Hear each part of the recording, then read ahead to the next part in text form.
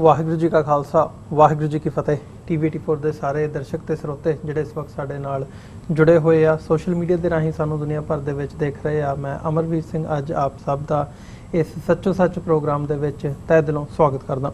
Viewers, ਅੱਜ 31 ਜੁਲਾਈ 2020 16 ਸਾਉਣ ਨਾਨਕਸ਼ਾਹੀ ਸੰਮਤ 552 ਦੇ ਦਿਨ ਅਸੀਂ ਇਹ ਪ੍ਰੋਗਰਾਮ ਕਰਨ ਜਾ ਰਹੇ ਹਾਂ। ਸ਼ੁਰੂਆਤੀ ਦੌਰ ਦੇ ਵਿੱਚ ਮੈਂ ਤੁਹਾਨੂੰ ਦੱਸਦੇ ਹਾਂ ਕਿ ਨਾਰਮਲੀ ਨੀਲਮ ਕੌਰ ਇਹ ਪ੍ਰੋਗਰਾਮ ਕਰਦੇ ਹੁੰਦੇ ਆ ਡਾਕਟਰ ਅਮਰਜੀਤ ਸਿੰਘ ਹੋਰਾਂ ਦੇ ਨਾਲ, ਪਰ ਅੱਜ ਕਿਸੇ ਕਾਰਨ ਕਰਕੇ ਉਹ ਨਹੀਂ ਆ ਸਕੇ ਤੇ ਉਹਨਾਂ ਦੀ ਗੈਰ ਹਾਜ਼ਰੀ ਦੇ ਵਿੱਚ ਮੇਰੀ ਡਿਊਟੀ ਲੱਗੀ ਹੈ। ਸੋ ਅੱਜ ਦਾ ਜਿਹੜਾ ਇਹ ਸਾਰਾ ਪ੍ਰੋਗਰਾਮ ਹੈ doctor Amarjit Singh Khalistan affair centre ਦੇ ਸੰਚਾਲਕ ਦੇ ਨਾਲ ਅਸੀਂ ਤੁਹਾਡੀ ਕਚਹਿਰੀ ਦੇ ਵਿੱਚ ਲੈ ਕੇ ਹਾਜ਼ਰ ਹੋਏ ਹਾਂ। ਡਾਕਟਰ ਸਾਹਿਬ, ਤੁਹਾਡਾ ਵੀ ਬਹੁਤ-ਬਹੁਤ ਸਵਾਗਤ ਹੈ। ਵਾਹਿਗੁਰੂ ਜੀ ਕਾ ਖਾਲਸਾ ਵਾਹਿਗੁਰੂ ਜੀ ਕੀ ਫਤਿਹ ਜੀ। ਅਮਰਵੀਰ ਸਿੰਘ ਜੀ, ਤੁਹਾਨੂੰ ਵੀ ਤੇ TV84 ਦੇ ਸਾਡੇ ਦੁਨੀਆ ਭਰ 'ਚ ਬੈਠੇ ਬਹੁਤ ਹੀ ਪਿਆਰੇ ਸੂਝਵਾਨ ਸਿਆਣੇ ਦਰਸ਼ਕਾਂ ਨੂੰ ਵੀ ਵਾਹਿਗੁਰੂ ਜੀ ਕਾ ਖਾਲਸਾ ਵਾਹਿਗੁਰੂ ਜੀ ਕੀ ਫਤਿਹ ਤੇ ਸਾਡੇ ਨਾਲ ਜਿਹੜੇ ਸਾਡੇ ਮੁਸਲਮਾਨ ਭੈਣਾਂ ਭਰਾਵਾਂ ਨੂੰ ਅਸਲਾਮ ਵਾਲੇਕੁਮ ਜੀ। ਡਾਕਟਰ ਸਾਹਿਬ, ਸ਼ੁਰੂਆਤ ਕਰੀਏ ਅੱਜ ਦਾ ਜਿਹੜਾ ਦਿਨ ਹੈ ਜਦੋਂ ਅਸੀਂ ਗੱਲ ਕਰ ਰਹੇ ਹਾਂ 31 ਜੁਲਾਈ ਦਾ ਦਿਨ। ਤਾਂ 1940 ਦੇ ਵਿੱਚ ਸ਼ਹੀਦ ਊਧਮ ਸਿੰਘ ਦੀ ਜਿਹੜੀ ਸ਼ਹਾਦਤ ਹੈ ਉਹ ਹੁੰਦੀ ਹੈ। ਜਦੋਂ ਅਸੀਂ ਆਪਣੇ ਪਿਛੋਕੜ ਨੂੰ ਦੇਖਦੇ ਹਾਂ, ਜਿਹੜੇ ਕਰੰਟ ਸਟਰਗਲ ਸਿੱਖ ਸਟਰਗਲ ਦੇ ਯੋਧੇ ਨੇ, ਜੋ ਉਹਨਾਂ ਦੇ ਕਾਰਨਾਮੇ ਨੇ, ਤੁਸੀਂ ਹਮੇਸ਼ਾ ਉਹਨਾਂ ਦਾ ਜ਼ਿਕਰ ਕਰਦੇ ਹੋ। ਸੋ ਨਾਲ ਹੀ ਨਾਲ ਜਦੋਂ ਅਸੀਂ ਭਾਵੇਂ ਕਿ ਊਧਮ ਸਿੰਘ, ਭਗਤ ਸਿੰਘ, ਇਹਨਾਂ ਸਾਰਿਆਂ ਦੀ ਜਿਹੜੀ ਸ਼ਹਾਦਤ ਹੈ ਭਾਰਤ ਦੇ ਲਈ ਸੀ, ਆਜ਼ਾਦ ਇੱਕ ਮੁਲਕ ਦੇ ਲਈ ਸੀ, ਜੋ ਉਹਨਾਂ ਦਾ ਵਿਜ਼ਨ ਸੀ। ਸੋ ਉਸ ਵਿਜ਼ਨ ਨੂੰ ਜਦੋਂ ਅਸੀਂ ਦੇਖਦੇ ਹਾਂ, ਵਿਜ਼ਨ ਬਹੁਤ ਹੀ ਇੱਕ ਪਾਕ ਸਾਫ਼ ਨਜ਼ਰ ਆਉਂਦਾ ਹੈ, ਪਰ ਜੋ ਅੱਜ ਹਾਲਾਤ ਬਣੇ ਹੋਏ ਨੇ ਉਹ ਕੁਝ ਹੋਰ ਨੇ। ਸੋ ਜਿਹੜਾ ਪਹਿਲਾ ਟੌਪਿਕ ਹੈ ਉਹ ਵੀ ਊਧਮ ਸਿੰਘ ਹੋਰਾਂ ਦੀ ਸ਼ਹਾਦਤ ਦੇ ਉੱਤੇ, ਤੇ ਨਾਲ ਹੀ ਨਾਲ ਜਿਹੜਾ ਉਹਨਾਂ ਦਾ ਵਿਜ਼ਨ ਸੀ, ਮੈਂ ਉਹਨਾਂ ਦੀ ਸ਼ਹਾਦਤ ਬਾਬਤ ਤੇ ਜਦੋਂ ਉਹਨਾਂ ਨੂੰ ਤੁਸੀਂ ਰਿਲੇਟ ਕਰਕੇ ਦੇਖਦੇ ਹੋ ਅੱਜ ਦੇ ਕੰਟੈਕਸਟ ਦੇ ਵਿੱਚ, ਉਸ ਬਾਬਤ ਤੁਹਾਡੇ ਵਿਚਾਰ ਜਾਣਨੇ ਚਾਹਾਂਗੇ, ਫਿਰ ਗੱਲਬਾਤ ਅੱਗੇ ਤੋਰਦੇ ਹਾਂ। ਦੇਖੋ, ਯੂਰਪ ਦੀਆਂ ਅੱਡ-ਅੱਡ ਪਾਵਰਸ ਨੇ, ਉਹ ਬ੍ਰਿਟਨ ਹੋਏ, ਫਰਾਂਸ ਹੋਏ, ਸਪੇਨ ਹੋਏ, ਪੁਰਤਗਾਲ ਹੋਏ, ਨਾਰਵੇ ਹੋਏ, ਹਾਲੈਂਡ ਹੋਏ, ਤੁਸੀਂ ਕਿਸੇ ਵੀ ਕੋਈ ਵੀ ਯੂਰਪੀਅਨ ਮੁਲਕ ਐਸਾ ਨਹੀਂ ਹੈ ਜਿਨ੍ਹਾਂ ਨੇ ਬਾਹਰ ਜਾ ਕੇ 18ਵੀਂ 19ਵੀਂ ਸਦੀ 'ਚ ਤੋਂ ਸ਼ੁਰੂ ਕਰਕੇ ਤੇ 20ਵੀਂ ਸਦੀ ਦੇ ਅੱਧ ਤੱਕ ਸਾਰੀ ਦੁਨੀਆ ਨੂੰ ਕੋਲੋਨਾਈਜ਼ ਨਾ ਕੀਤਾ ਹੋਏ। ਇਹਨਾਂ ਨੇ ਬੇਸ਼ੱਕ ਇਹਨਾਂ ਦੀਆਂ ਆਪਸੀ ਜੰਗਾਂ ਵੀ ਹੋਈਆਂ, ਉਹ ਵੀ ਇਸ ਗੱਲ ਨੂੰ ਲੈ ਕੇ ਸੀ ਕਿ ਕਿੱਥੇ ਕਿਹਦਾ ਕਬਜ਼ਾ, ਕਿਹਦੀ ਟੈਰੀਟਰੀ ਹੋਣੀ ਹੈ। ਅਸੀਂ ਸਾਊਥ ਅਮਰੀਕਾ ਦੇ ਹਵਾਲੇ ਨਾਲ ਦੇਖਦੇ ਹਾਂ ਕਿ ਕਿਵੇਂ ਸਪੈਨਿਸ਼ ਔਰ ਬ੍ਰਿਟਿਸ਼ ਦੀ ਜਿਹੜੀ ਆਪਸੀ ਟਕਰਾਅ ਦੀ ਲਾਈਨ ਸੀ, ਉਹਦੇ 'ਚ ਪੋਪ ਇਨਵੋਲਵ ਹੋ ਜਾਂਦਾ ਸੀ। ਸੋ ਕੁੱਲ ਮਿਲਾ ਕੇ ਦੁਨੀਆ ਭਰ ਦੇ ਵਿੱਚ ਜਿਹੜਾ ਜੇ ਅਸੀਂ ਮਿਜ਼ਰੀ ਦੇਖਣੀ ਹੋਏ 2-2.5-3 ਸਦੀਆਂ ਦੀ, ਤੇ ਇਹਦੇ ਲਈ ਇਹ ਕਲੋਨੀਅਲ ਪਾਵਰ ਜ਼ਿੰਮੇਵਾਰ ਨੇ। ਇਸੇ ਤਰ੍ਹਾਂ ਸਾਡੇ ਸਬ ਕੰਟੀਨੈਂਟ ਦੇ ਵਿੱਚ ਵੀ ਅਸੀਂ ਦੇਖਦੇ ਹਾਂ ਕਿ ਫ੍ਰੈਂਚ ਪਹੁੰਚੇ ਡੁਪਲੇ ਦੇ ਰਾਹੀਂ, ਕਲਾਈਵ ਦੇ ਨਾਲ ਉੱਥੇ ਸੁਪਰਾਮੇਸੀ ਹੁੰਦੀ ਹੈ ਬ੍ਰਿਟਿਸ਼ਰਸ ਦੀ, ਔਰ ਉਸ ਸਾਰੇ ਦੌਰ ਦੇ ਵਿੱਚ ਬਾਕੀ ਜਿਹੜੇ ਨੇ ਉਹ ਵੀ ਆਪਣਾ ਸਿਰ ਕੱਢਦੇ ਨੇ। ਪੁਰਤਗਾਲੀ ਵਾਸਕੋ ਡੀ ਗਾਮਾ 1492 ਦੇ ਵਿੱਚ ਪਹੁੰਚ ਜਾਂਦਾ ਹੈ ਗੋਆ ਦੇ ਵਿੱਚ, ਔਰ ਇੱਧਰ ਜਿਹੜਾ ਅਸੀਂ ਦੇਖਦੇ ਹਾਂ ਉਹੀ ਵਰ੍ਹਾ ਜਦੋਂ ਕਿ ਕੋਲੰਬਸ ਅਮਰੀਕਾ ਦੇ ਵਿੱਚ ਪਹੁੰਚਦਾ। ਸੋ ਕੁੱਲ ਮਿਲਾ ਕੇ ਭਾਰਤ ਨੂੰ ਪੂਰੇ ਕੰਟਰੋਲ 'ਚ ਕਰਨ 'ਚ ਸਬ ਕੰਟੀਨੈਂਟ ਨੂੰ ਰਾਦਰ ਬ੍ਰਿਟਿਸ਼ਰਸ ਨੂੰ 100 ਸਾਲ ਤੋਂ ਜ਼ਿਆਦਾ ਵਕਤ ਲੱਗਦਾ ਹੈ। ਜਹਾਂਗੀਰ ਦੇ ਵੇਲੇ ਇਹ ਟ੍ਰੇਡਿੰਗ ਰਾਈਟ ਲੈਂਦੇ ਨੇ ਉਸ ਖਿੱਤੇ ਦੇ ਵਿੱਚ, ਉਸ ਸੂਰਤ ਔਰ ਬੰਬੇ ਦੀ ਜਿਹੜੀਆਂ ਪੋਰਟਸ ਦੇ ਉੱਤੇ ਬੈਠ ਕੇ, ਔਰ ਫਿਰ ਇਹ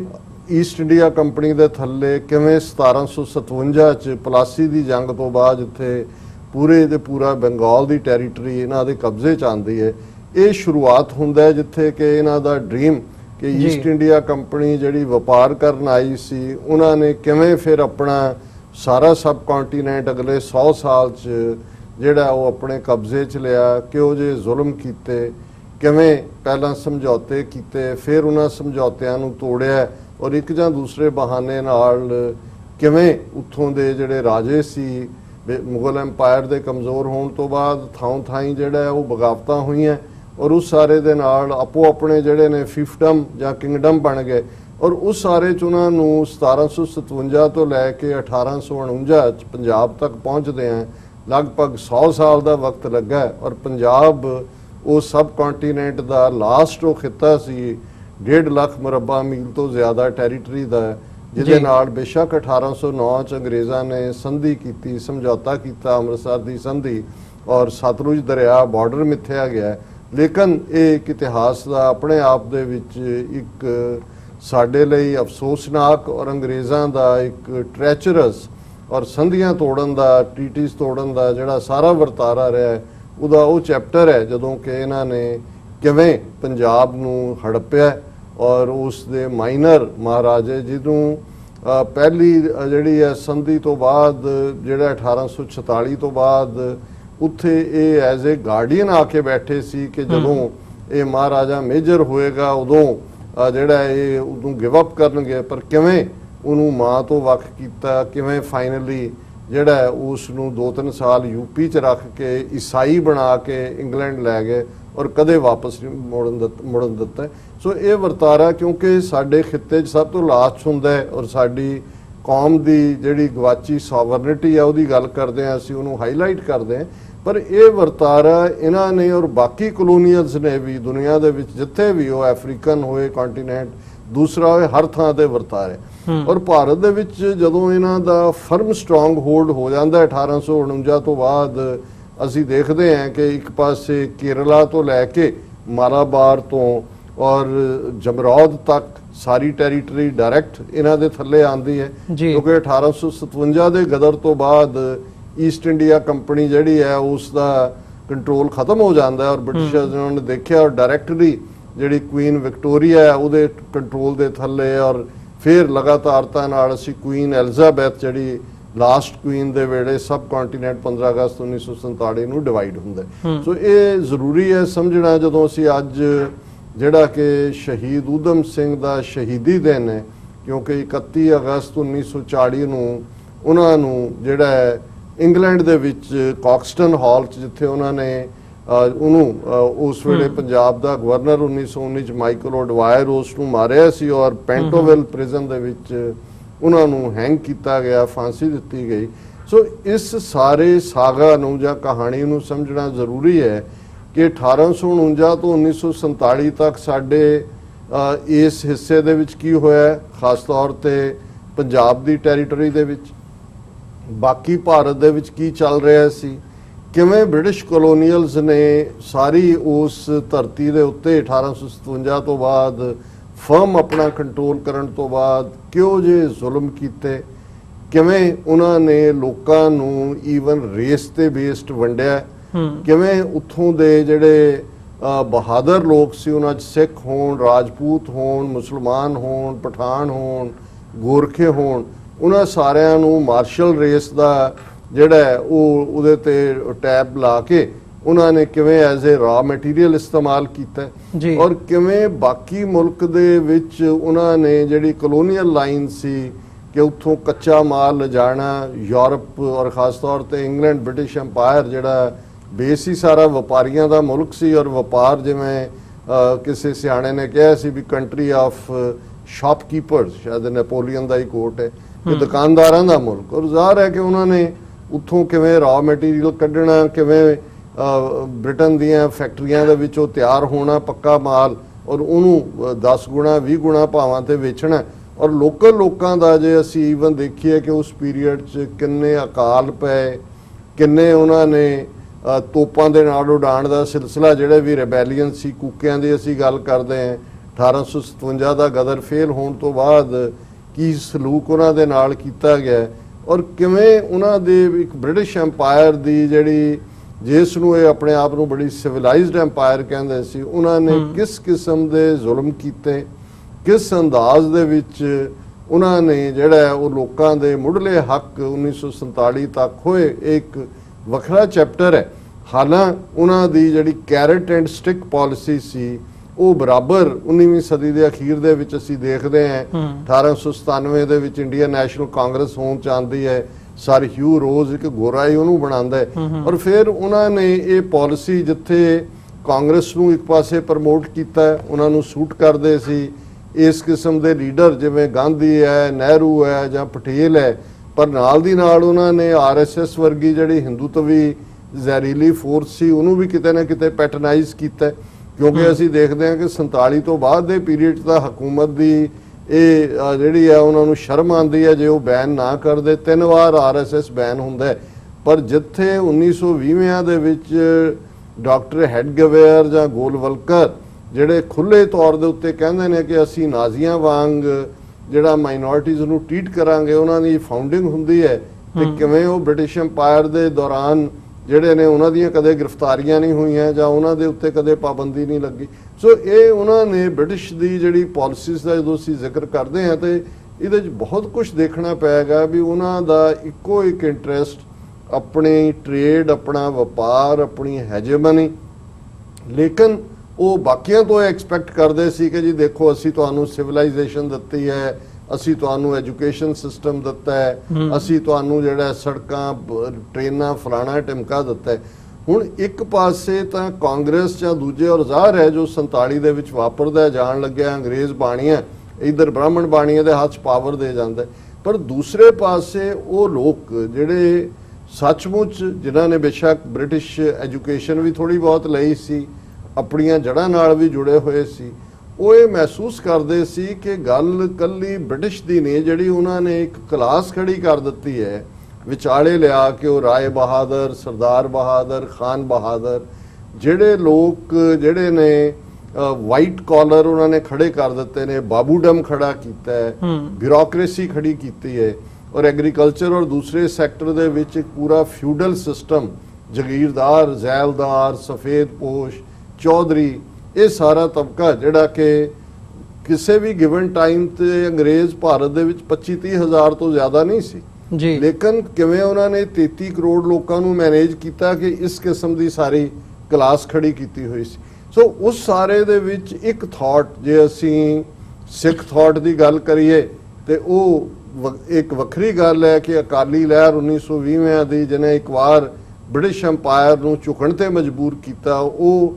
ਪ੍ਰੋਕਸੀ ਵਾਰ ਸੀ, ਉਹ ਮਹੰਤਾਂ ਨੂੰ, ਹਿੰਦੂ ਮਹੰਤਾਂ ਨੂੰ ਸਪੋਰਟ ਕਰ ਰਹੇ ਸੀ ਔਰ ਸਿੱਖਾਂ ਨੇ ਲਿਬਰੇਟ ਕਰਵਾਏ ਗੁਰਦੁਆਰੇ, ਲੇਕਿਨ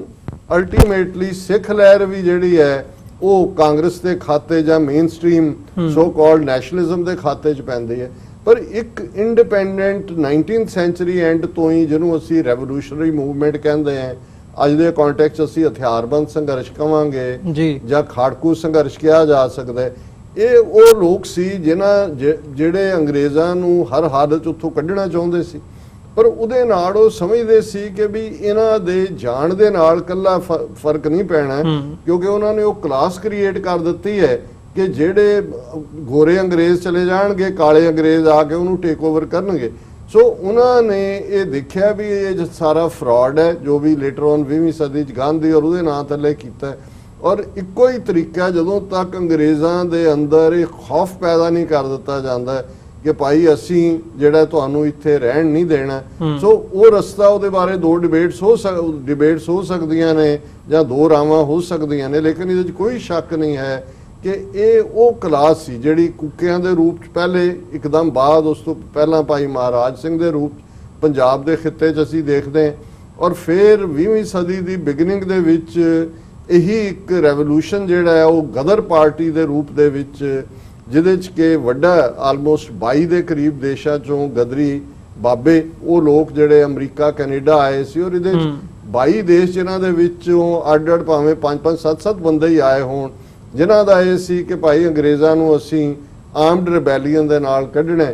ਫੌਜਾਂ ਤੱਕ ਵੀ ਉਹਨਾਂ ਦੀ ਰਸਵਾਈ ਸੀ ਕਿ ਨੇਟਿਵ, ਉਹਨਾਂ ਨੇ ਦੇਖਿਆ ਸੀ ਕਿ 1857 ਦਾ ਗਦਰ ਬੇਸ਼ੱਕ ਓਵਰਆਲ ਸੈਂਟਰਲ ਕਮਾਂਡ ਜਾਂ ਵਿਜ਼ਨ ਨਾ ਹੋਣ ਕਰਕੇ ਫੇਲ ਹੋਇਆ, ਪਰ ਉਹਨਾਂ ਨੇ ਇੱਕ ਵਾਰ ਅੰਗਰੇਜ਼ੀ ਰਾਜ ਦੀਆਂ ਜੜ੍ਹਾਂ ਹਿਲਾ ਦਿੱਤੀਆਂ ਸੀ, ਕਿਉਂਕਿ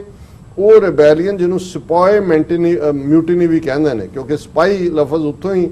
ਸਿਪਾਹੀ ਮਿਊਟੀਨੀ ਸੀ ਕਿ ਭਾਵੇਂ ਉਹ ਉਹੀ ਦੇਸੀ ਹਿੰਦੂ ਔਰ ਮੁਸਲਮਾਨ ਬਹੁਤ ਸਾਰੇ, ਕਿਉਂਕਿ ਯੂਪੀ ਬਿਹਾਰ ਦੇ ਉਸ ਖਿੱਤੇ 'ਚ ਕਾਨਪੁਰ ਜਾਂ ਲਖਨਊ ਜਾਂ ਦੂਜੇ ਮੇਰਠ ਉੱਥੋਂ ਹੁੰਦਾ ਜਿੱਥੇ ਉਹਨਾਂ ਦੀ ਗਿਣਤੀ ਜ਼ਿਆਦਾ ਸੀ, ਲੇਕਿਨ ਇਸ ਗੱਲ ਨੇ ਸਾਬਤ ਕਰ ਦਿੱਤਾ ਸੀ ਕਿ ਇੱਕ ਵਾਰ ਅੰਗਰੇਜ਼ ਜਿਹੜੇ ਨੇ ਉਹਨਾਂ ਨੇ ਬਿਸਤਰੇ ਬੰਨਣ ਵਾਲੀ ਉਹਨਾਂ ਦੀ ਹਾਲਤ ਹੋ ਗਈ ਸੀ। ਸੋ ਉਹਨਾਂ ਨੇ ਵੀ ਜਿਹੜਾ ਗਦਰ ਮੂਵਮੈਂਟ ਦਾ, ਜਿਹਦੀ ਲੀਡਿੰਗ ਲਾਈਟ ਜਦੋਂ ਅੱਜ ਅਸੀਂ ਸ਼ਹੀਦ ਊਧਮ ਸਿੰਘ ਦੀ ਗੱਲ ਕਰਦੇ, ਸੋ ਸ਼ਹੀਦ ਊਧਮ ਸਿੰਘ ਦੀ ਬਹੁਤ ਵੱਡੀ ਇੰਸਪੀਰੇਸ਼ਨ, ਮੋਟੀਵੇਸ਼ਨ ਭਗਤ ਸਿੰਘ ਸਨ, ਸ਼ਹੀਦ ਭਗਤ ਸਿੰਘ। ਜੇ ਸ਼ਹੀਦ ਭਗਤ ਸਿੰਘ ਦੀ ਗੱਲ ਕਰੀਏ ਤੇ ਉਹਨਾਂ ਦੀ ਮੋਟੀਵੇਸ਼ਨ ਕਰਤਾਰ ਸਿੰਘ ਸਰਾਭਾ ਸੀ, ਜਿਹੜੇ 20-21 ਸਾਲ ਦੀ ਉਮਰ 'ਚ ਫਾਂਸੀ ਦੇ ਤਖਤੇ ਤੇ ਉੱਤੇ ਚੜ੍ਹੇ। ਔਰ ਜਦੋਂ ਅਸੀਂ ਗਦਰ ਪਾਰਟੀ ਦੀ ਗੱਲ ਕੀਤੀ ਹੈ ਤਾਂ ਉਹਦੀ ਰੂਹੇ ਰਵਾਂ ਬਾਬਾ ਸੋਹਣ ਸਿੰਘ ਪਕਨਾ, ਗੁਰਮੁਖ ਸਿੰਘ ਲਲਤੋਂ ਔਰ ਇਹ ਯੰਗ ਨੌਜਵਾਨ ਕਰਤਾਰ ਸਿੰਘ ਸਰਾਭਾ ਜਿਹੜਾ 14-15 ਸਾਲ ਦੀ ਉਮਰ 'ਚ ਅਮਰੀਕਾ 'ਚ ਆਉਂਦਾ ਹੈ ਔਰ ਕਿਵੇਂ ਵਾਪਸ ਜਾ ਕੇ ਔਰ ਇੱਥੋਂ ਹੀ ਗਦਰ ਗੂੰਜਾਂ ਔਰ ਦੂਸਰੀ ਸਾਰੀਆਂ ਪਬਲੀਕੇਸ਼ਨਸ ਔਰ ਉਹ ਰੂਹੇ ਰਵਾਂ ਹੈ ਸਾਰੀ ਮੂਵਮੈਂਟ ਦਾ। ਔਰ ਕਰਤਾਰ ਸਿੰਘ ਸਰਾਭਾ ਇੱਕ ਬੇਸ਼ੱਕ ਅਲਟੀਮੇਟਲੀ ਉਹ ਹੱਸਦਿਆਂ ਫਾਂਸੀ ਚੜੇ, ਗਦਰ ਮੂਵਮੈਂਟ ਫੇਲ ਹੋਈ ਕਿਉਂਕਿ ਆਲਰੇਡੀ ਉਹਨਾਂ ਦੇ ਕੁਝ ਅੰਦਾਜ਼ੇ ਸੀ ਉਹ ਠੀਕ ਨਹੀਂ ਨਿਕਲੇ ਕਿਉਂਕਿ ਉਹ ਇਹ ਉਡੀਕ ਕਰਦੇ ਸੀ ਕਿ ਵੀ ਉਹ ਇੰਨੀ ਤਿਆਰੀ ਭਾਰਤ 'ਚ ਕਰ ਲੈਣਗੇ ਕਿ ਜਦੋਂ ਤੱਕ ਫਸਟ ਵਰਲਡ ਵਾਰ ਸ਼ੁਰੂ ਹੋਏਗਾ ਉਹਦੇ ਜਿਹੜੇ ਨੇ ਬਣ ਚੁੱਕੇ ਸੀ ਆਸਾਰ ਤਾਂ ਤੇ ਉਹ ਫੌਜੀ ਛਾਉਣੀਆਂ ਦੇ ਵਿੱਚ ਬਗਾਵਤ ਹੋਏਗੀ। ਪਰ ਜੰਗ ਪਹਿਲਾਂ ਸ਼ੁਰੂ ਹੋਈ, ਅਜੇ ਉਹਨਾਂ ਦਾ ਨੈਟਵਰਕ ਤਿਆਰ ਨਹੀਂ ਸੀ ਔਰ ਇਸੇ ਦੌਰਾਨ ਬ੍ਰਿਟਿਸ਼ ਇੰਟੈਲੀਜੈਂਸ ਦਾ ਬੰਦਾ ਉਹਨਾਂ ਦੇ ਵਿੱਚ ਵੜਿਆ ਹੋਇਆ ਸੀ, ਇੱਥੋਂ ਹੀ ਨਾਲ ਗਿਆ ਔਰ ਉਹ ਸਾਰੀਆਂ ਜਿਹੜੀ ਵੀ ਉਹਨਾਂ ਨੇ ਡੇਟਸ ਬਣਾਈਆਂ ਉਹ ਪਹਿਲਾਂ ਐਕਸਪੋਜ਼ ਹੋ ਜਾਂਦੀਆਂ ਰਹੀਆਂ। ਪਰ ਇਹਦੇ 'ਚ ਕੋਈ ਸ਼ੱਕ ਨਹੀਂ ਹੈ ਕਿ ਗਦਰੀ ਬਾਬਿਆਂ ਨੇ ਇਸ ਸਾਰੇ 'ਚ ਜਿਹਦੇ 'ਚ ਜ਼ਾਹਰ ਹੈ ਕਿ 90% ਸਿੱਖ ਸਨ। ਜਦੋਂ ਅਸੀਂ ਕੁਰਬਾਨੀਆਂ ਦੀ ਹਿਸਟਰੀ ਆਜ਼ਾਦੀ ਦੀ ਉਹਦੇ 'ਚ ਸਿੱਖਾਂ ਦੀ ਗੱਲ ਕਰਦੇ ਹਾਂ ਸੋ ਉਹ ਕਰਤਾਰ ਸਿੰਘ ਸਰਾਭਾ ਹੋਏ ਔਰ ਦੂਸਰੇ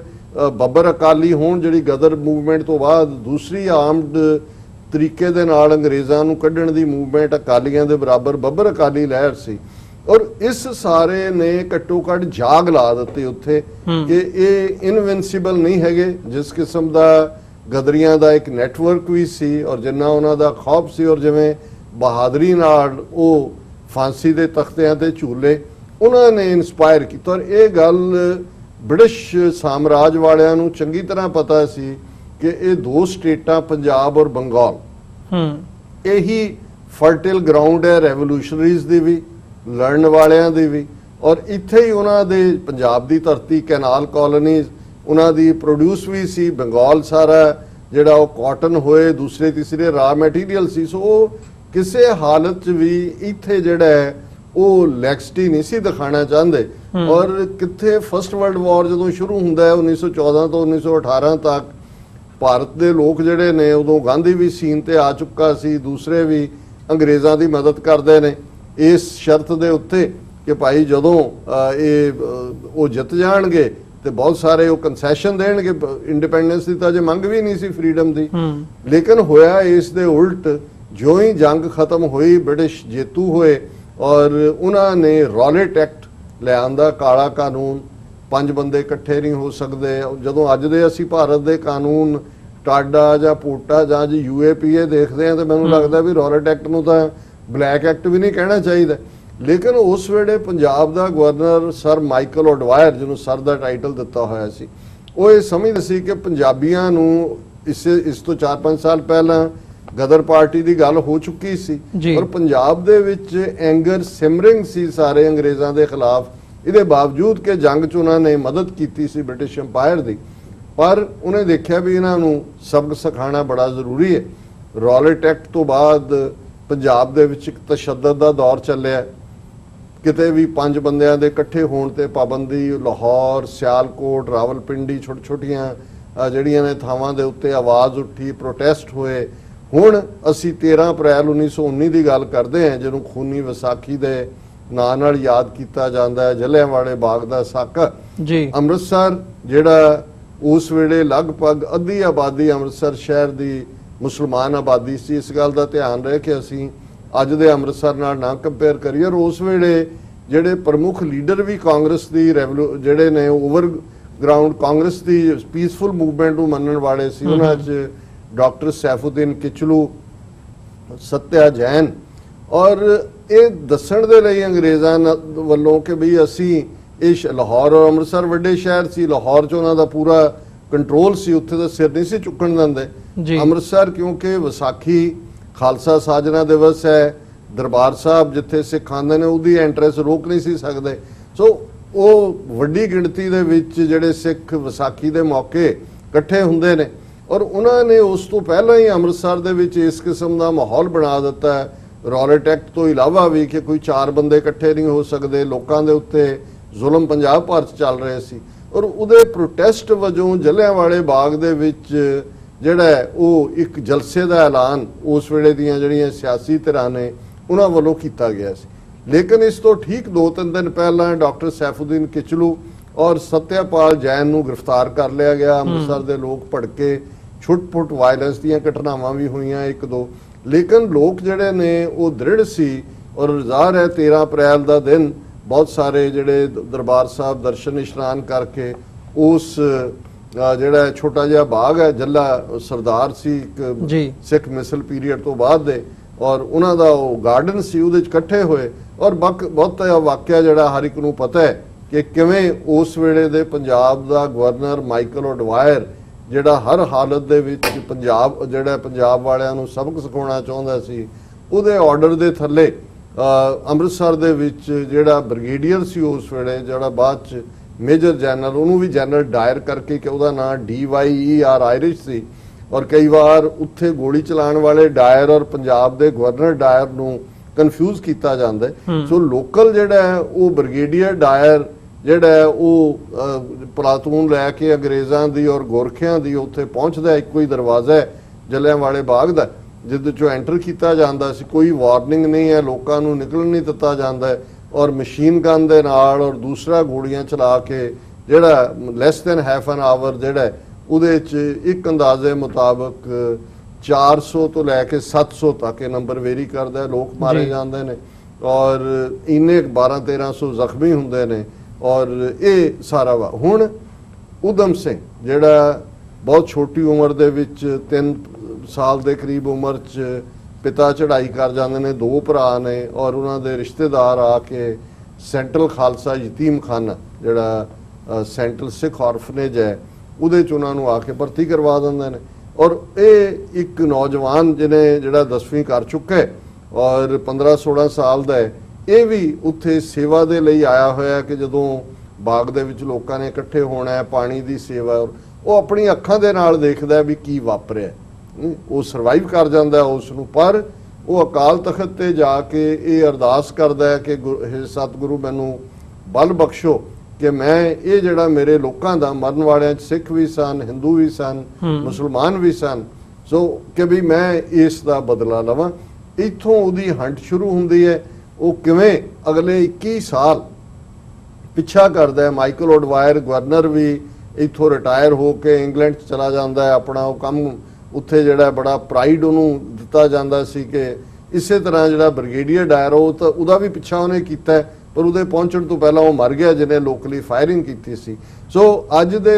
ਦਿਨ ਜਦੋਂ ਅਸੀਂ ਉਹਨਾਂ ਦੀ ਸ਼ਹਾਦਤ ਦੀ ਗੱਲ ਕਰ ਰਹੇ ਹਾਂ, ਫਿਰ ਇਹ ਬੜਾ ਦੇਖਣਾ ਬੜਾ ਜ਼ਰੂਰੀ ਹੈ ਕਿ ਜਦੋਂ ਊਧਮ ਸਿੰਘ ਦੇ ਉੱਤੇ ਟਰਾਇਲ ਵੀ ਚੱਲਦਾ, ਉਹ ਆਪਣਾ ਨਾਂ ਉਹਨੂੰ ਪੁੱਛਿਆ ਜਾਂਦਾ, ਉਹ ਕਹਿੰਦਾ ਮੁਹੰਮਦ ਸਿੰਘ ਆਜ਼ਾਦ। ਹਾਲਾਂਕਿ ਬਾਅਦ 'ਚ ਹਿੰਦੂ ਤਵੀਆਂ ਨੇ ਕਰਕੇ ਵਿੱਚ ਰਾਮ ਵੀ ਵਾੜ ਦਿੱਤਾ ਹੈ ਕਿ ਰਾਮ ਮੁਹੰਮਦ ਸਿੰਘ ਆਜ਼ਾਦ, ਪਰ ਤੁਸੀਂ ਕੋਰਟ ਰੈਕਡ ਦੇਖੋਗੇ ਮੁਹੰਮਦ ਸਿੰਘ ਆਜ਼ਾਦ। ਔਰ ਉਹਨਾਂ ਦੀਆਂ ਜਿਹੜਾ ਉਹਨਾਂ ਨੇ ਆਪਣੇ ਟਰਾਇਲ ਜਦੋਂ ਉਹਨਾਂ ਦੇ ਉੱਤੇ ਚੱਲਦਾ, ਜੋ ਉਹਨਾਂ ਦੀ ਸਟੇਟਮੈਂਟ ਹੈ, ਮੈਂ ਸਮਾਂ ਸੀਮਾ ਕਰਕੇ ਡੀਟੇਲ ਤਾਂ ਨਹੀਂ ਪੜ੍ਹ ਸਕਾਂਗਾ, ਔਰ ਉਹਦੇ 'ਚ ਉਹਨਾਂ ਦੇ ਮੈਂ ਇੱਕ ਜਿਹੜਾ ਉਹਨਾਂ ਨੇ ਜੱਜ ਨੂੰ ਐਡਰੈਸ ਕਰਦਿਆਂ ਕਿਹਾ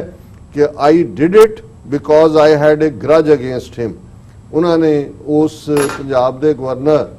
ਰਹੇ ਉਸ ਮਾਈਕਲ ਓਡਵਾਇਰ ਨੂੰ ਜਿਹੜਾ ਕੈਕਸਟਨ ਹਾਲ ਦੇ ਵਿੱਚ ਜਿੱਥੇ ਉਹਨੇ ਪ੍ਰਾਈਡ ਦੇ ਨਾਲ ਇੰਡੀਆ ਲੀਗ ਨੇ ਫੰਕਸ਼ਨ ਰੱਖਿਆ ਸੀ, ਔਰ ਉਹ ਬਿਆਨ ਕਰ ਰਿਹਾ ਸੀ ਕਿ ਕਿਵੇਂ ਉਹਨੇ ਬਹਾਦਰੀ ਦੇ ਨਾਲ ਜਿਹੜਾ ਪੰਜਾਬ ਦੇ ਲੋਕਾਂ ਨੂੰ ਕਾਬੂ ਕੀਤਾ। ਔਰ ਊਧਮ ਸਿੰਘ ਉਸ ਹਾਲ ਦੇ ਵਿੱਚ ਕੈਕਸਟਨ ਹਾਲ 'ਚ .45 ਕੈਲੀਬਰ ਰਿਵਾਲਵਰ ਦੇ ਨਾਲ ਪਹੁੰਚ ਜਾਂਦੇ ਨੇ ਔਰ ਉਸ ਨੂੰ 6 ਦੀਆਂ 6 ਗੋਲੀਆਂ ਉਸ ਤੇ ਦਾਗ ਕੇ ਉਸ ਨੂੰ ਮਾਰ ਮੁਕਾਉਂਦੇ ਨੇ। ਔਰ 1-2 ਜਿਹੜੀਆਂ ਨੇ ਮੇਰੇ ਖਿਆਲ ਸਟੇ ਬੁਲੇਟਸ ਦੇ ਨਾਲ 1-2 ਜ਼ਖਮੀ ਵੀ ਹੁੰਦੇ ਨੇ, ਜਿਨ੍ਹਾਂ 'ਚ ਉਹਨਾਂ ਦਾ ਇੱਕ ਸੈਕਟਰੀ ਆਫ ਸਟੇਟ ਸੀ। ਔਰ ਜਿਹੜੀ ਗੱਲ ਉਹਨੇ during the trial Udham Singh ਨੇ ਕਹੀ, ਉਹਨਾਂ ਨੇ ਕਿਹਾ I did it because I had a grudge against him, he deserved it, he was the real culprit, he wanted to crush the spirit of my people, so I have crushed him। ਇਹ ਮੇਰੇ ਲੋਕਾਂ ਦੀ spirit ਨੂੰ, ਜਜ਼ਬਿਆਂ ਨੂੰ ਦਬਾ ਦੇਣਾ ਚਾਹੁੰਦਾ ਜੀ, ਪਰ ਮੈਂ ਇਹ ਕਰਕੇ ਇਹਨੂੰ ਦਬਾਇਆ। For full 21 years I have been trying to seek vengeance. I am happy that I have done the job. I am not scared of death. I am dying for my country. I have seen my people starving in India under the British rule. I have protested against this. It was my duty what greater honor could be bestowed on me than death for the sake of my motherland? ਉਹਨੂੰ ਕਿਹਾ ਵੀ ਇਹ ਤਾਂ ਮੇਰੇ ਲਈ ਬੜਾ ਵੱਡਾ honour ਹੈ, ਮੈਨੂੰ ਮੌਤ ਮਿਲੇ ਇਸ ਤੋਂ ਵੱਡਾ ਮੇਰੇ ਲਈ ਕੀ ਆਨਰ ਹੋ ਸਕਦਾ ਹੈ। ਔਰ ਅਖੀਰ 'ਚ ਵੀ ਉਹਨਾਂ ਨੇ ਇਹ ਕਿਹਾ ਕਿ I say down with British imperialism, you say India do not have peace, we have only slavery. Generations of so-called civilization has brought us everything filthy and degenerating known to the human race. All you have to do is read your own history. If you have any human decency about you, you should die with shame. The brutality and bloodthirsty way in which the so-called intellectuals who call themselves rulers of civilizations in the world are bastard blood. So ਉਹਨੇ ਜੋ ਕਹਿ ਸਕਦਾ ਸੀ, ਜੱਜ ਨੇ ਕਈ ਵਾਰੀ interrupt ਕਰਕੇ ਕੰਨਾਂ ਤੇ ਹੱਥ ਰੱਖਿਆ ਔਰ ਬਾਅਦ ਦੇ ਵਿੱਚ ਸਾਰਾ ਕੋਰਟ ਰੈਕਡ ਚੋਂ 1997 ਚ ਨਿਕਲਿਆ, ਉਹਨਾਂ ਨੇ ਸੀਲ ਕਰ ਦਿੱਤਾ ਸੀ। ਪਰ ਇਹ ਉਹ ਸਪਿਰਿਟ ਸੀ ਜਿਹੜੀ ਜ਼ਾਹਰ ਹੈ ਇੱਕ ਸਿੱਖ ਸਪਿਰਿਟ ਹੈ। ਲੇਕਿਨ ਜਦੋਂ ਅਸੀਂ ਅੱਜ ਇਹ ਦੇਖਦੇ ਹਾਂ, ਇਸੇ ਸਪਿਰਿਟ ਦੇ ਨਾਲ ਇਹੋ ਜਿਹੇ ਹੀ ਬਿਆਨ ਜੱਜ ਨੂੰ ਦੇ ਕੇ ਸ਼ਹੀਦ ਭਗਤ ਸਿੰਘ 1931 ਦੇ ਵਿੱਚ ਫਾਂਸੀ ਤੇ ਚੜ੍ਹਦੇ ਨੇ, ਊਧਮ ਸਿੰਘ ਉਸ ਤੋਂ ਬਾਅਦ ਆਲਮੋਸਟ 9 ਸਾਲ ਬਾਅਦ ਫਾਂਸੀ ਦੇ ਤਖਤੇ ਤੇ ਝੂਲਦੇ ਨੇ, ਔਰ ਕਰਤਾਰ ਸਿੰਘ ਸਰਾਭਾ ਇਹਨਾਂ ਤੋਂ 20 ਸਾਲ ਪਹਿਲਾਂ। ਹੁਣ ਅਸੀਂ ਜੇ ਸਾਰੀ ਲਾਈਨ ਨੂੰ ਦੇਖਦੇ ਹਾਂ ਤੇ ਅੱਜ ਅਸੀਂ ਜੇ ਦੇਖੀਏ ਕਿ ਭਾਈ ਉਹਨਾਂ ਦੀਆਂ ਕੁਰਬਾਨੀਆਂ, ਜੇ ਉਹਨਾਂ ਨੂੰ ਪਤਾ ਹੁੰਦਾ ਵੀ ਜਿਸ ਨੂੰ ਇਹ ਦੇਸ਼ ਆਪਣਾ ਸਮਝ ਕੇ ਅੰਗਰੇਜ਼ਾਂ ਦੇ ਖਿਲਾਫ ਕੁਰਬਾਨੀਆਂ ਦੀ ਝੜੀ ਲਾ ਰਹੇ ਨੇ, ਉਹਨਾਂ ਨੇ ਤਾਂ ਦੇਸ਼ ਚੋਂ ਅੰਗਰੇਜ਼ਾਂ ਦੇ ਜਾਂਦਿਆਂ ਹੀ ਸਿੱਖ ਕੌਮ ਨੂੰ ਕ੍ਰਿਮੀਨਲ ਟ੍ਰਾਈਬ ਐਲਾਨਣਾ। ਸਿੱਖਾਂ ਦੇ ਸਭ ਤੋਂ ਮੁਕੱਦਸ ਥਾਂ ਅੰਗਰੇਜ਼ਾਂ ਨੇ ਤਾਂ ਜਲਿਆਂਵਾਲੇ ਬਾਗ 'ਚ ਗੋਲੀ ਚਲਾ ਕੇ 300 400 700 ਬੰਦਾ ਮਾਰ ਦਿੱਤਾ। ਇਹਨਾਂ ਨੇ ਤਾਂ ਟੈਂਕਾਂ ਤੋਪਾਂ ਦੇ ਨਾਲ 8 ਤੋਂ 10 ਹਜ਼ਾਰ ਸਿੱਖ ਜਿਹੜਾ ਜੂਨ ਦੇ ਪਹਿਲੇ ਹਫ਼ਤੇ 1984 ਚ ਕੀਤਾ। ਅੰਗਰੇਜ਼ਾਂ ਦੇ ਪੀਰੀਅਡ ਦਾ ਕੋਈ ਦਰਬਾਰ ਸਾਹਿਬ ਤੇ ਫੌਜੀ ਹਮਲਾ ਨਹੀਂ ਹੋਇਆ। ਅਕਾਲ ਤਖਤ ਨੂੰ ਇਹਨਾਂ ਨੇ ਢਾਹ ਢੇਰੀ ਕੀਤਾ, ਔਰ ਕਿਵੇਂ ਇੱਕ ਤੋਂ ਬਾਅਦ ਇੱਕ ਸਿੱਖਾਂ ਦੀ ਜਨਰੇਸ਼ਨ ਅੱਜ ਵੀ ਹਾਲ ਇਹ ਹੈ ਕਿ ਭਾਈ ਉੱਥੇ ਤੁਸੀਂ ਜਿਹੜੀ ਆਜ਼ਾਦਾਨਾ ਗੱਲ ਵੀ ਜੇ ਕਰਦੇ ਹੋ,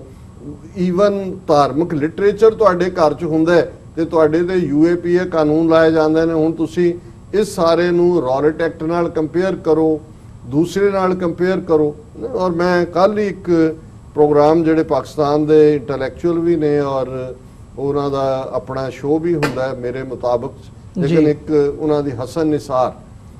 ਉਹਨਾਂ ਨੇ ਕੱਲ ਇਸ ਹਵਾਲੇ ਨਾਲ ਗੱਲ ਕੀਤੀ ਕਿ ਕਿਸੇ ਨੇ ਉਹਨਾਂ ਨੂੰ ਲੈਟਰ ਲਿਖਿਆ ਸੀ ਕਿ ਕਿਵੇਂ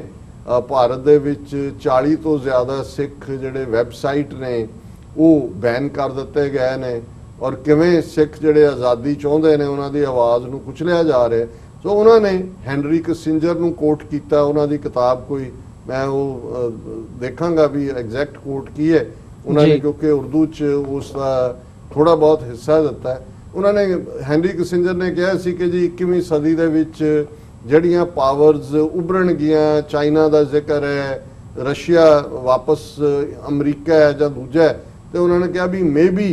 ਇੰਡੀਆ, ਜੇ ਇੰਡੀਆ ਇਸ ਕਿਸਮ ਦਾ ਤਰੱਕੀ ਦੇ ਉੱਤੇ ਗਾਮਜ਼ਨ ਰਹੇ ਔਰ ਜਿਹੜੀਆਂ 6 ਪਾਵਰਸ ਗਿਣਾਈਆਂ, ਸ਼ਾਇਦ ਬ੍ਰਾਜ਼ੀਲ ਵੀ ਉਹਦੇ, ਪਰ ਉਹਦੇ 'ਚ ਹਸਨ ਨਿਸਾਰ ਕਹਿੰਦੇ ਨੇ ਕਿ ਜੋ ਕਸ਼ਮੀਰ 'ਚ ਚੱਲ ਰਿਹਾ ਹੈ, ਉਹਨਾਂ ਨੇ ਕਿਹਾ ਵੀ ਮੈਂ ਤਾਂ ਇਸ ਖਿੱਤੇ ਦੇ ਮੇਰੇ ਲਈ ਆਪਣਾ ਘਰ, ਪਿੰਡ, ਸ਼ਹਿਰ, ਮੁਲਕ ਅਜ਼ੀਜ਼ ਹੈ, ਫਿਰ ਮੈਂ ਜਿਸ ਖਿੱਤੇ 'ਚ ਹਾਂ, ਜਿਹੜੀਆਂ ਦੂਸਰੀਆਂ ਕੌਮਾਂ ਨੇ, ਸਾਡਾ ਆਪਸ ਦੇ ਵਿੱਚ ਜੋ ਇੱਕ ਦੂਸਰੇ ਦੇ ਇਸ ਮਾਸ਼ਰੇ ਨਾਲ ਅਸੀਂ ਤਾਲੁਕ ਰੱਖਦੇ ਹਾਂ, ਉਹਨਾਂ ਨੇ ਕਿਹਾ ਵੀ ਜਿਸ ਰਸਤੇ ਤੇ ਭਾਰਤ ਤੁਰਿਆ ਇਹ ਹੁਣ ਉਸ ਰਸਤੇ ਤੋਂ ਭਟਕ ਗਿਆ ਜਿਹੜਾ ਕਿ ਉਹ ਆਪਣਾ ਰੋਲ ਪਲੇ ਕਰ ਸਕਦਾ। ਸੋ ਮੈਂ ਇਹ ਸਮਝਦਾ ਵੀ ਜਿਹੜੇ ਸਿਆਣੇ ਲੋਕ ਵੀ ਨੇ, ਭਾਵੇਂ ਖੁੱਲ੍ਹ ਕੇ ਬਹੁਤ ਵਾਰ ਉੱਥੇ ਬੈਠਿਆਂ ਲਈ ਵੀ ਕਹਿਣਾ ਕਈ ਚੀਜ਼ਾਂ ਸ਼ਾਇਦ ਉਹਨਾਂ ਦੀਆਂ ਆਪਣੀਆਂ ਕੰਪਲਸ਼ਨਸ ਵੀ ਹੋਣ ਕਿ ਭਾਈ ਉਹ ਕੋਈ ਪਾਰਟੀਸ਼ਨ ਪੋਲਿਟਿਕਸ ਕਰਦੇ ਨੇ ਜਾਂ ਦੂਜਾ, ਪਰ ਮੈਂ ਇਹ ਸਮਝਦਾ ਕਿ ਅੱਜ 72 ਸਾਲ ਦਾ ਭਾਰਤੀ ਰੂਲ ਦੇਖਣ ਤੋਂ ਬਾਅਦ, ਔਰ ਇਹ ਗੱਲ ਮੇਰੀ ਕਹਿਣ ਦੀ ਨਹੀਂ ਹੈ, ਜਿੰਦਾ ਸੁੱਖਾ ਜਿਨ੍ਹਾਂ ਨੇ ਜਨਰਲ ਵੈਦਿਆ ਨੂੰ ਸਜ਼ਾ ਯਾਫਤਾ ਕੀਤਾ, ਸ਼ਹੀਦ ਬਿਆਨ ਸਿੰਘ ਸਤਵੰਤ ਸਿੰਘ ਨੇ ਇੰਦਰਾ ਗਾਂਧੀ ਨੂੰ ਕੀਤਾ, ਕੁਲਦੀਪ ਨਈਅਰ ਨੇ ਉਹਨਾਂ ਦੇ ਉੱਤੇ ਸਵਾਲ ਚੁੱਕਿਆ ਸੀ ਕਿ ਤੁਸੀਂ ਐਵੇਂ ਕਿਉਂ ਕੀਤਾ, ਤੇ ਉਹਨਾਂ ਦਾ ਇਹ ਕਹਿਣਾ ਸੀ ਕਿ ਭਾਈ ਜੋ ਕੰਮ ਸ਼ਹੀਦ ਭਗਤ ਸਿੰਘ, ਊਧਮ ਸਿੰਘ, ਕਰਤਾਰ ਸਿੰਘ ਸਰਾਭੇ ਨੇ ਕੀਤਾ, ਕਿਉਂਕਿ ਉਹ ਹਕੂਮਤ ਵੀ ਜ਼ੁਲਮ ਦੇ ਰਸਤੇ ਤੇ ਸੀ ਜੀ, ਔਰ ਤੁਹਾਡਾ ਰਜੀਮ ਜਦੋਂ ਜ਼ੁਲਮ ਦੇ ਰਸਤੇ ਤੇ ਤੁਰਿਆ, ਉਹਨਾਂ ਨੇ ਸਾਡਾ ਅਕਾਲ ਤਖਤ ਢਾਹ ਢੇਰੀ ਕੀਤਾ, ਸਿੱਖ ਕੌਮ ਦੇ ਖਿਲਾਫ ਜੰਗ ਦਾ ਐਲਾਨ ਕੀਤਾ, ਤੇ ਅਸੀਂ ਉਸੇ ਫਰਜ਼ ਨੂੰ ਪੂਰਾ ਕੀਤਾ। ਔਰ ਮੈਂ ਇਹਦੇ ਤੇ ਕਲੋਜ਼ ਕਰਨ ਤੋਂ ਪਹਿਲਾਂ ਇੱਕ ਸਿੰਪਲਿਸਟਿਕ ਸਟੇਟਮੈਂਟ ਮੇਰੀ ਹੁੰਦੀ ਹੈ ਕਿ ਜੇ ਸ਼ਹੀਦ ਕਰਤਾਰ ਸਿੰਘ ਸਰਾਭਾ, ਭਗਤ ਸਿੰਘ, ਊਧਮ ਸਿੰਘ ਹੁੰਦੇ ਜੀ ਹੁਣ ਦੇ ਦੌਰ 'ਚ, ਤੇ ਉਹਨਾਂ ਨੇ ਬੇਅੰਤ ਸਿੰਘ, ਸਤਵੰਤ ਸਿੰਘ, ਜਿੰਦੇ ਸੁੱਖੇ ਦਾ ਸਾਥੀ ਹੋਣਾ ਸੀ। ਤੇ ਜੇ ਜਿੰਦਾ ਸੁੱਖਾ, ਬੇਅੰਤ ਸਿੰਘ, ਸਤਵੰਤ ਸਿੰਘ, ਜਗਤਾਰ ਸਿੰਘ ਹਵਾਰਾ, ਦਿਲਾਵਰ ਸਿੰਘ, ਬਲਵੰਤ ਸਿੰਘ ਰਾਜੋਆਣਾ ਇਹ ਉਸ ਦੌਰ 'ਚ ਹੁੰਦੇ ਤਾਂ ਇਹਨਾਂ ਨੇ ਕਰਤਾਰ ਸਿੰਘ ਸਰਾਭਾ, ਊਧਮ ਸਿੰਘ, ਭਗਤ ਸਿੰਘ ਦਾ ਸਾਥੀ ਹੋਣਾ ਸੀ ਜੀ। ਸੋ ਅੰਗਰੇਜ਼ ਤਾਂ ਗੈਰ ਸੀ, ਵਪਾਰੀ ਸੀ, ਜਿਵੇਂ ਅਸੀਂ ਸ਼ੁਰੂ 'ਚ ਕਿਹਾ, ਲੁੱਟ ਕਸੁੱਟ ਲਈ ਆਏ ਸੀ। ਪਰ ਇਹ ਤਾਂ ਉਹ ਲੋਕ ਨੇ